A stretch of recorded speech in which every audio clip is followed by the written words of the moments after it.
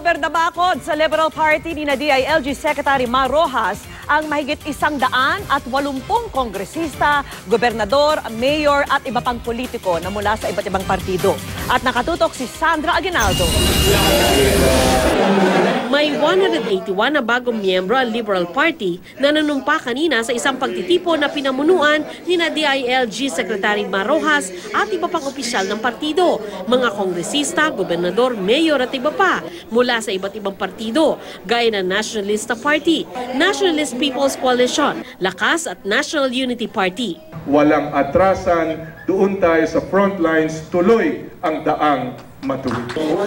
Karamihan sa mga lumipat ng partido galing sa mga kaalyansa ng LP. Sinisikap daw ni Rojas na hindi magkawatak-watak ang koalisyon ng liberal at iba pang partido, pero hindi raw nila tatanggihan ang mga gustong umanib sa kanila. Hindi natin hangarin or nais na mabasag ang kanilang mga partido. May mga kabahagi ng ibang partido na nakikita nila na maganda naman ang programa na isinusulong natin. Pero sabi ni Senador Bongbong Marcos ng Nationalista Party, walang kasiguruhan sa ngayon na mananatili silang kaalyado ng LP.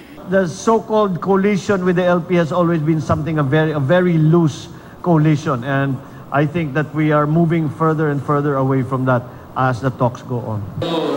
Sa pagdalo naman ni Rojas sa pagtitipon ng mga civil society organizations, hindi nagkomento si Rojas sa payo ni na Senate President Franklin Drilon at Speaker Feliciano Belmonte na tigilan na ang pagsuyo kay Senadora Grace Poe bilang katandem sa 2016. May mga pangalang nababanggit na alternatibo at kanina napansing tila nakaaangat ang pagpuri ni Rojas kay Congresswoman Leni Robredo. There is that possibility, of course, that Congresswoman Leni will be the running mate. May karanasan, abogada, at siya naging abogado, no, ng mga mahihirap. Sandra Aguinaldo, nakatutok, 24 Oras.